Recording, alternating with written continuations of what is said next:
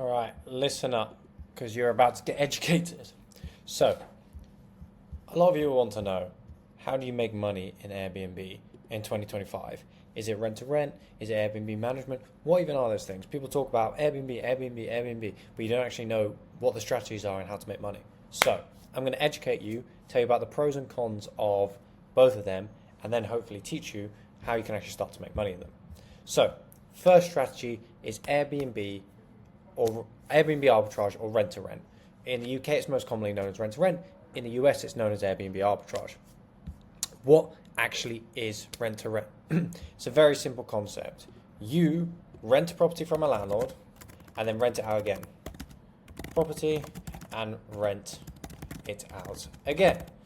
That's why it's called rent to rent. Now, how do you do that? You may think, all right, how do you actually make money? Because you're just taking a property and renting it out again. How are you going to make money? Negotiation and also the strategy of which you use. So, for example, you are going to let the property out on a long-term contract.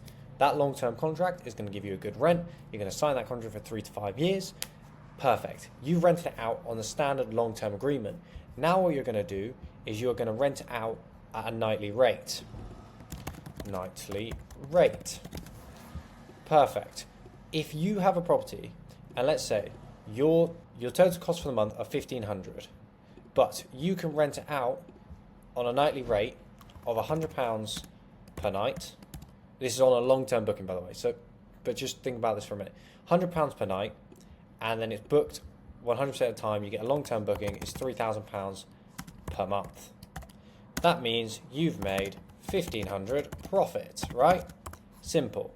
Now, that's a very rundown, very easy method to say, like, oh yeah, just make this money, make £1,500 a month. That's the premise and the idea.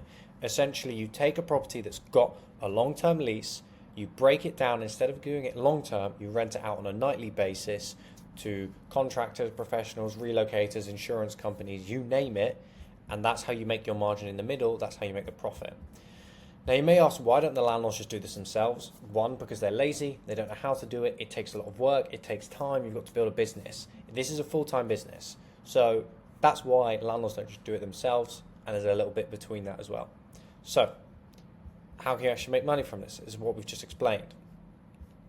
So, what are the pros and what are the cons from it? First, let's talk about the cons, then we'll go on to the pros.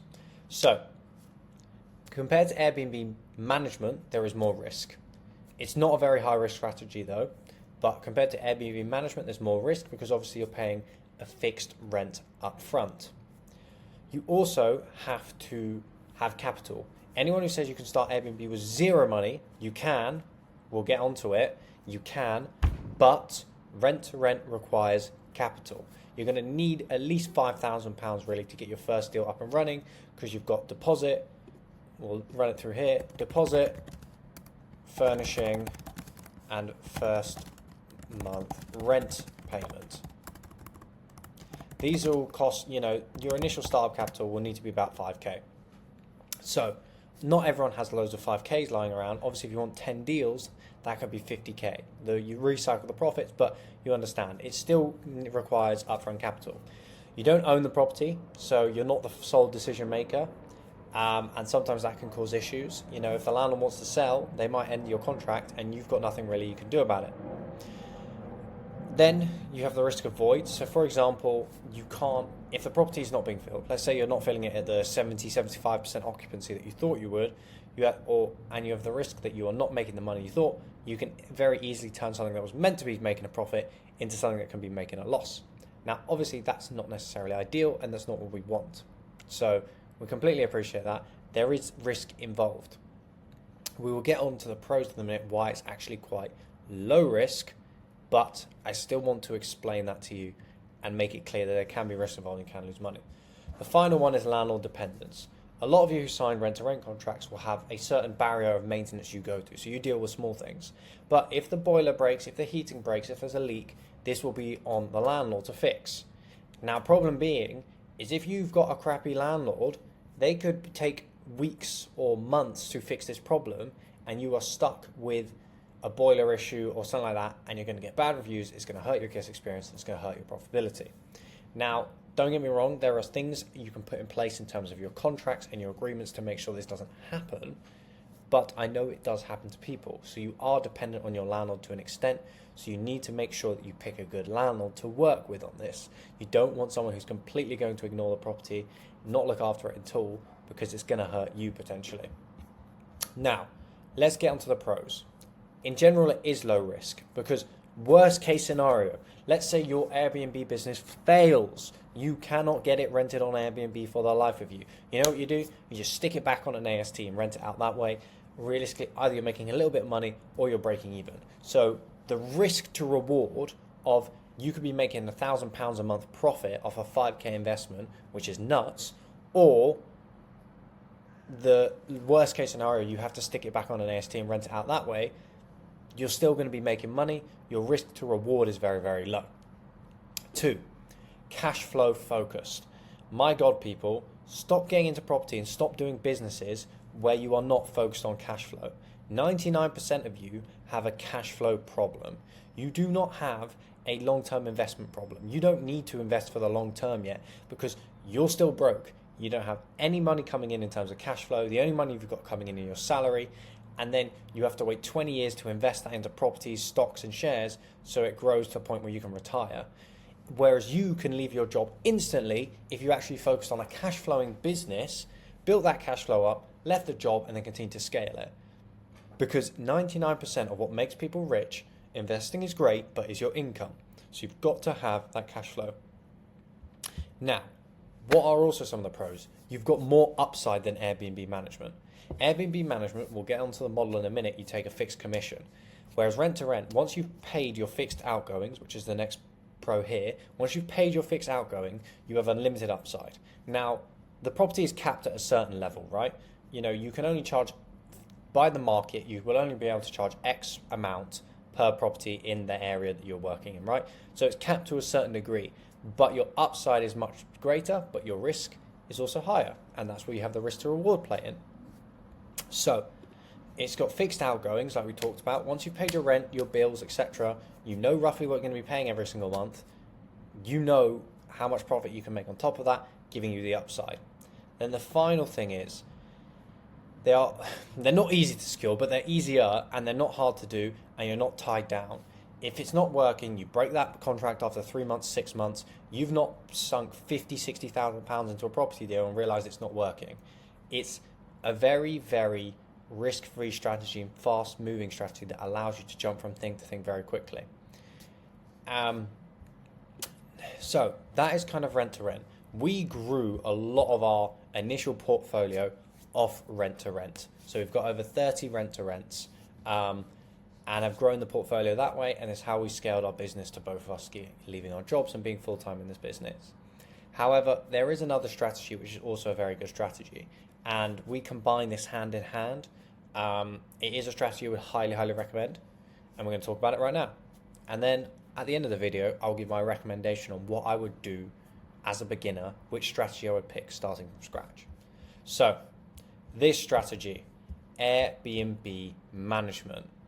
What is Airbnb management and how can you make money from this? Airbnb management is essentially the process of managing a property for a landlord and putting it on Airbnb and taking a fixed commission. So you would take a 15% commission, something like this, 15% commission from the total revenue that that property generates. So let's say the property generates £3,000 for a month, you would make £450. Now, that doesn't necessarily sound like a lot, but management has its pros and cons, which we'll talk about in a minute. If you make £450, you times that by 10, that's £5,000 a month, £4,500 a month. Now you can get properties that make you, if you get a central London property, you can make £1,000 commission off of it a month. It depends on how much the property is generating, all those kind of things, but I've just used that as an example. That's how you make money off of Airbnb management. The premise and the idea is that you, as a management company, you put the property on Airbnb, you communicate with the guests, you deal with check-ins, you deal with cleaners, you deal with maintenance, pricing strategy, calendar management, all of it. You manage the whole process for that landlord and you take a fixed commission. Now, The reason that this is such an attractive strategy is because it's no money down. Compared to having to put upfront capital to get your rent to rent started, this is absolutely zero money down. So let's talk about the cons first, actually. Now, it's not all sunshine and rainbows. One, if you are dealing with landlords and they are your management clients, means you're dealing with clients. Now, anyone who has worked in any sort of client-facing business knows that dealing with clients can be a nightmare, and you can get nightmare clients. And that's not fun. No one likes that. However, sometimes it's worth the reward. Sometimes it's not. And you have to be picky as to what clients you want to work with. And if there is someone who is giving you a lot of headache and they don't have a bunch of properties that are making you a bunch of money, sack them off, get rid of them. But that's one of the negatives. One of the additional negatives is that there is high operational demand. So the management process, like rent to rent, is similar, but then you have additional steps because you have to give reporting, feedback, again, deal with clients, keep the clients in the loop. And this is slightly different to rent to rent, where you have more autonomy and you have more control. And that can be very beneficial in some cases because you're not as beholden to the landlord. Because in management, for example, touching on one of the other cons here, lack of control, you have no control over any of the maintenance, any of the repairs or whatever. And that can be very frustrating.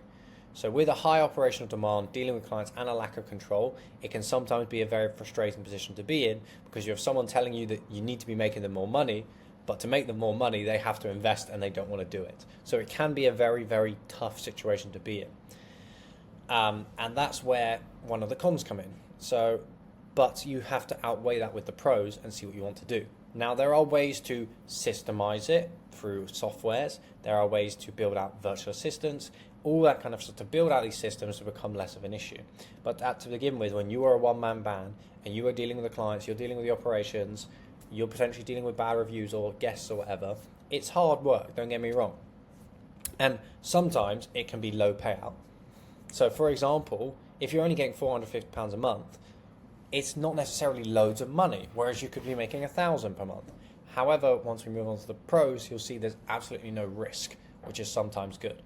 Now, also, don't get me wrong, what you can realize is that because you're working on a commission, if you target properties that create higher revenue than £3,000 a month, let's say 4,000, 5,000, 6,000, you're doing Lake District, London, York, nicer areas which the properties generate more money, your payout goes up. So suddenly, if you're doing 15% on 6,000, you're making £700, £800 for a management fee. Now that is very, very attractive and very good.